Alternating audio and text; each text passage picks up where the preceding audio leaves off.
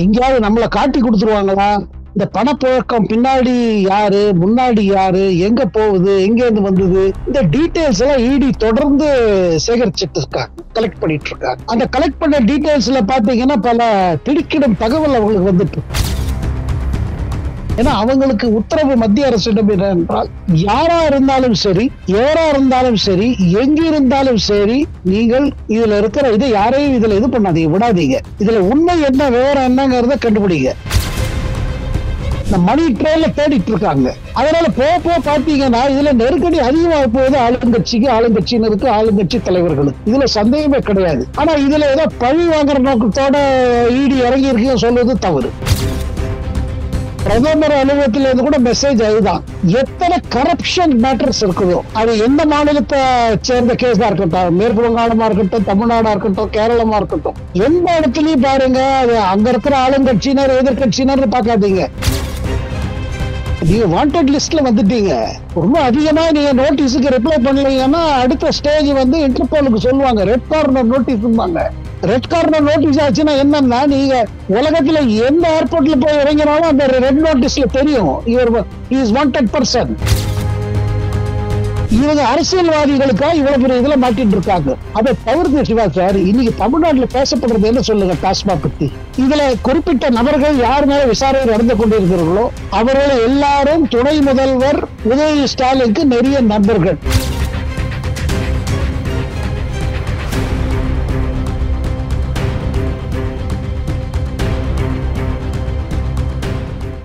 Real one நண்பர்கள் உறவுகளுக்கு வணக்கம். தொடர்ச்சியாக பல்வேறு முக்கியமான தகவல்களை நம்முடைய உறவுகளுடன் பகிர்ந்து வரும் மூத்த பத்திரிகையாளர் டெல்லி சேகரையர் அவர்கள் நம்முடைய இருக்கிறார். வணக்கம் சார். வணக்கம் சிவா சார், வணக்கம் சார், ஏற்கனவே இந்த டாஸ்மாக் குறித்த வழக்கை பொறுத்த வரைக்கும் சுப்ரீம் கோர்ட்ல திமுக தொடர்ந்த வழக்குகள் 2 வழக்குகளுமே தள்ளுபடி செய்தாங்க. அதன் பிறகு பாத்தீங்கன்னா இடியை பொறுத்த வரைக்கும் பல்வேறு நிலைகள்ல ரைடுகள்ல தொடர்ச்சியாக ஈடுபட்டுக்கிட்டே இருக்காங்க. இந்த அடிப்படையில் தான் இன்று காலை கூட டாஸ்மாக் உடைய பொது மேலாளர் சங்கீதா, துணை பொது மேலாளர் ஜோதி சங்கர் போன்றவர்களுக்கு சம்மன் அனுப்பப்பட்டு விசாரணை நடைபெற்றுக் கொண்டிருக்கிறது.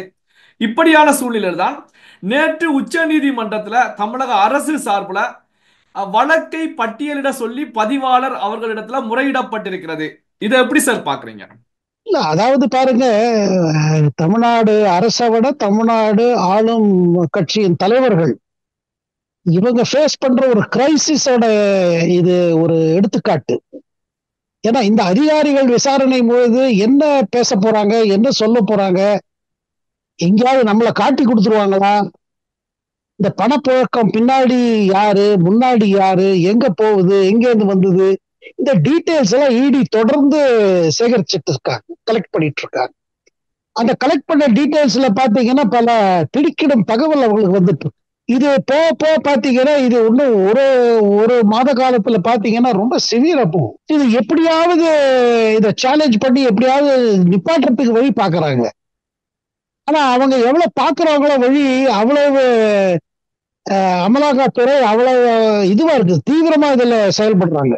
ஏன்னா அவங்களுக்கு உத்தரவு மத்திய அரசிடம் என்றால், யாரா இருந்தாலும் சரி, எவரா இருந்தாலும் சரி, எங்க இருந்தாலும் சரி, நீங்கள் இதுல இருக்கிற இதை யாரையும் இதுல இது பண்ணாதீங்க, விடாதீங்க.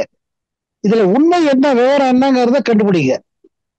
அதுல இடி ஃபுல் ஃப்ரீடம். அதாவது பிரதமர் அலுவலகமா இருக்கட்டும், உள்துறை அமைச்சகமா இருக்கட்டும், இல்ல நிதி அமைச்சகமா, எங்கேயும் ஒரு இன்டர்ஃபியரன்ஸ் கிடையாது.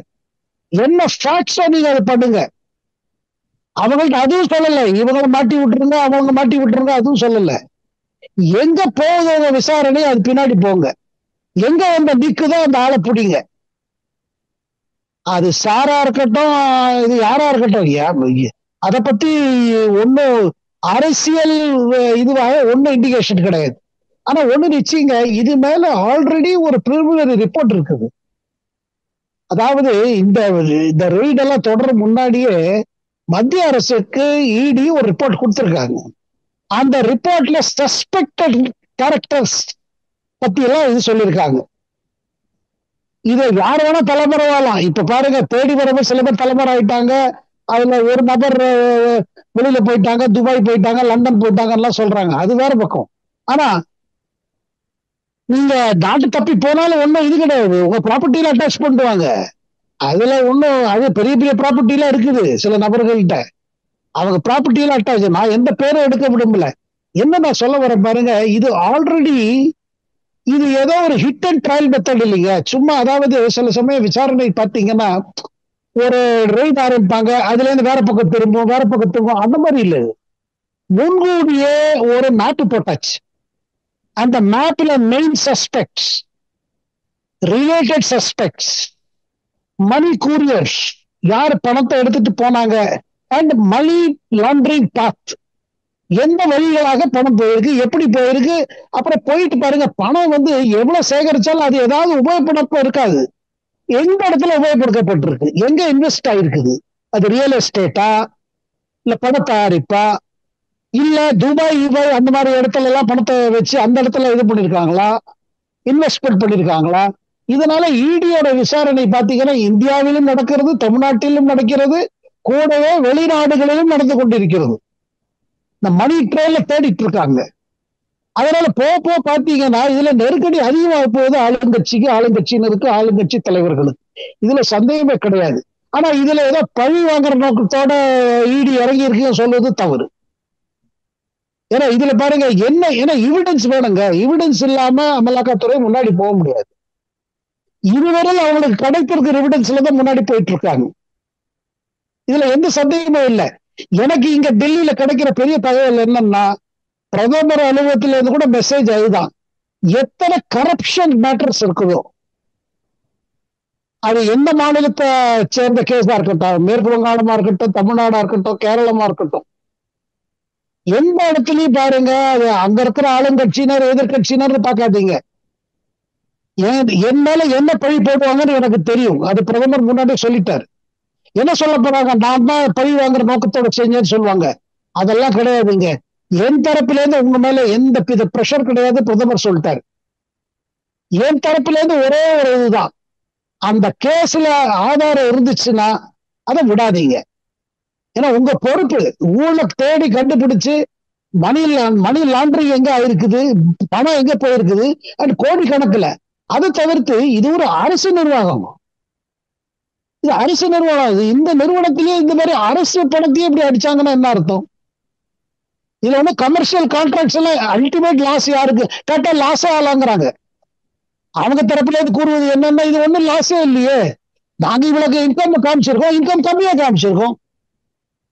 சரிங்க, நீங்க 10 ரூபா வந்து 5 ரூபான்னு காமிக்கிறீங்க, பட் அந்த மீதி 5 ரூபாய் யாரோடது? இது அரசுக்கு தானே சொந்தம். இதை தவிர்த்துங்க இதுல பாருங்க 2-3 ஆஸ்பெக்ட் இருக்குங்க. ஒண்ணு, நீங்க எப்படி டெண்டர் போட்டீங்க, அந்த டெண்டர் போட்டு யாருக்கு டெண்டர் கொடுத்தீங்க, அந்த டெண்டர் கொடுத்த பிறகு அவர் உங்களுக்கு திருப்பி எப்படி பணத்தை திருப்பினாங்க, அந்த பணம் எங்க போச்சு, அது ஒண்ணு. இரண்டாவது, மக்களிடம் அதிகமாக வசூலிச்சிருக்காங்க. 30 ரூபா 40 ரூபா இந்த மாதிரி ஒரு பாட்டிலுக்கு இப்படி ஒரு ரேட் போட்டு வச்சு எடுத்திருக்காங்க. அந்த பணம் எங்க போச்சு? இதை தவிர நீங்க அங்கங்க பார் லைசன்ஸ் யாருக்கு கொடுத்துருக்கீங்க, யாருக்கு கொடுக்கல, எல்லாம் ரிலேட்டடுங்க. இதெல்லாம் பாத்தீங்கன்னா இடி கிட்ட வேலை எக்கச்சக்கமா இருக்குது. அதை தவிர்த்து பிரதமர் அலுவலகத்தில இருந்து இன்ஸ்ட்ரக்ஷன் போயிடுச்சு, இடிக்கு எத்தனை ஆபீசர்ஸ் தேவையோ இதுல விசாரிட்டோம், என்னென்னலாம் தேவை இடிக்கு இந்த விசாரணை தொடர்ந்து நடக்கிறதுக்கு, தீவிரமா நடக்கிறதுக்கு ஒரு முடிவு வரவரையும் பண்ணுங்கன்னு சொல்லப்பட்டிருக்கு. சிவா சார். சார், இந்த இடி ரைடு, இடியுடைய தொடர்ச்சியான செயல்பாடுகள், விசாரணைகள், சம்மன்களை பொறுத்த வரைக்கும் திமுக மட்டத்தில், முக்கியமான புள்ளிகள் மட்டத்திலேயே ஒரு சலசலப்பை, ஒரு அச்சத்தை உருவாக்கி இருக்கிறது. இப்படியான சூழ்நிலையில தான் இடியை பொறுத்த வரைக்கும் ரத்தீஸ் போன்றவர்கள் தலைமறைவாகி வெளிநாடுகளுக்கு சென்றிருக்காங்க. அப்ப இடி வந்து அங்கு சென்று விசாரணை மேற்கொள்வதற்கு, அவர்களை அங்கிருந்து கைது செய்வதற்கு வாய்ப்புகள் இருக்கிறதா சார்? கட்டாயமா இருக்குங்க. வாண்டட், நீங்க வாண்டட் லிஸ்ட்ல வந்துட்டீங்க. ரொம்ப அதிகமா நீங்க நோட்டீஸுக்கு ரிப்ளை பண்ணலீங்கன்னா அடுத்த ஸ்டேஜ் வந்து இன்டர்போலுக்கு சொல்லுவாங்க, red corner notice. Red corner notice ஆச்சுன்னா என்னன்னா, நீங்க உலகத்துல எந்த ஏர்போர்ட்ல போய் இறங்கினாலும் அந்த ரெட் நோட்டீஸ்ல தெரியும் இவர் இஸ் வாண்டட் பர்சன்.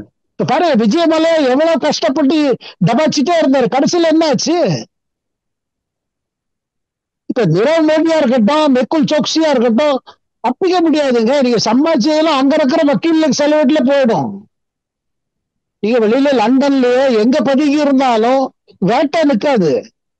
அதை தவிர்த்து இவங்க சேர்த்து வச்சிருக்க சொத்து இருக்கு பாருங்க, சொத்து குவிப்பு இங்க இருக்கு பாருங்க, அதெல்லாம் அட்டாச் பண்ணுவாங்க.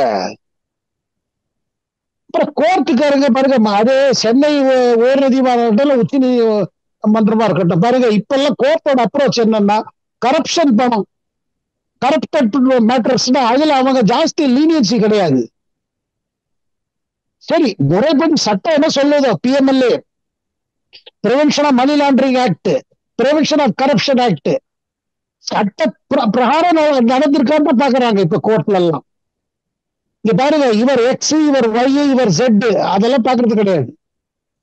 சட்டம், சட்டத்துல என்ன சொல்லப்பட்டிருக்கோ, லீகல் ப்ராசஸ் என்னவோ அது பிரகாரம் நடந்துச்சுன்னா கோர்ட்டுல நடு என்டர்பியர் பண்ண மாட்டாங்க. அதனால்தான் நீங்க பாக்குறீங்க சில அக்யூஸ் பர்சன்ஸ் கோர்ட் போறதுக்கு பயப்படுறாங்க. முன்ஜாமீன் கிடைத்த பிறகு நம்ம திருப்பி வரலாம்லாம் யோசிக்கிறாங்க. ஏன்னா நீங்க கஸ்டடியில போயிட்டீங்க வச்சுக்கோங்க, இடி கஸ்டடியில உங்களுக்கு கட்டாயமாக ரொம்ப தீவிர விசாரணை நடக்கும்.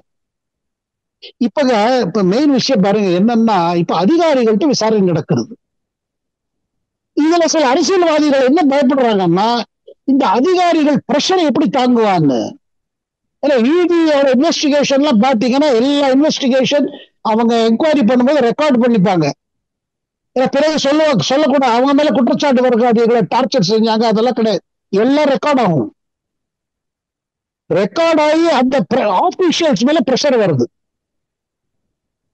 அந்த ஆபீஷியல்ஸ் எவ்வளவு தாங்கிப்பாங்க.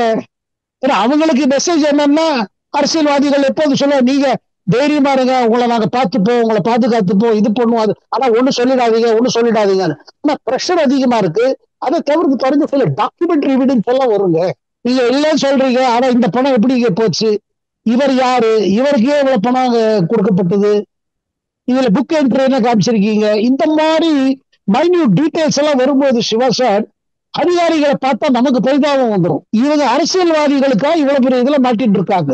அதை தவிர்த்து சிவா சார், இன்னைக்கு தமிழ்நாட்டுல பேசப்படுறது என்ன சொல்லுங்க, டாஸ்மாக் பத்தி. இதுல குறிப்பிட்ட நபர்கள் யார் மேல விசாரணை நடந்து கொண்டிருக்கிறார்களோ அவர்கள் எல்லாரும் துணை முதல்வர் உதயநிதி ஸ்டாலினுக்கு நெறிய நண்பர்கள், இல்ல நெருங்கிய உறவுகள். இந்த மாதிரிதான் இப்ப எல்லாரும் சொல்றாங்க. இப்ப இதுல முதல்வர் சிஎம் தரப்பில் இருந்தோ துணை முதல்வர் தரப்பில் இருந்தோ ஒன்னும் ஸ்டேட்மெண்ட் கிடையாது. ஆனா கட்சிக்குள்ள வட்டாரங்கள்ல என்ன பேசப்படுறாங்க, கடைசியில இந்த மேட்டர்ல போய் மாட்டிக்க முடியாத ஒரு நிலைமை வருதான்னு தானே யோசிக்கிறாங்க.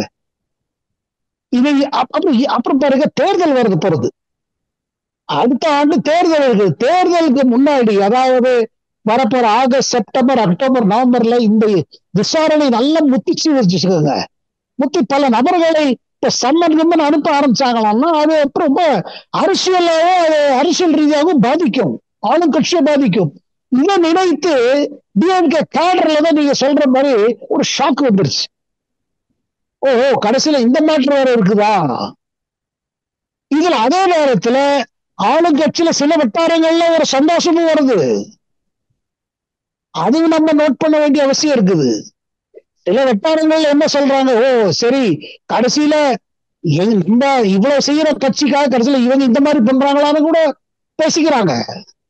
நம்ம யார் பேர் எடுக்கிறது இல்லை, இதுல பேர் சொல்ல வேண்டிய அவசியம் இல்லை, எல்லாரும் புரிஞ்சுப்பாங்க. நம்ம நேயர்களுக்கு நல்லா புரியும் ஆளுங்கட்சிக்குள்ள எத்தனை குரூப் இருக்குது, எத்தனை பவர் சென்டர்ஸ் இருக்குது. இதுல ஒரு பவர் சென்டர் பாதிக்கப்பட்ட மற்ற பவர் சென்டர் கொஞ்சம் ரிலாக்ஸ் பண்றாங்க. ஓகே சார், பல்வேறு முக்கியமான தகவல்களை நம்முடைய உறவுகளுடன் பகிர்ந்து கொண்டதற்கு நன்றி சார். நன்றி, வணக்கம் சிவா சார்.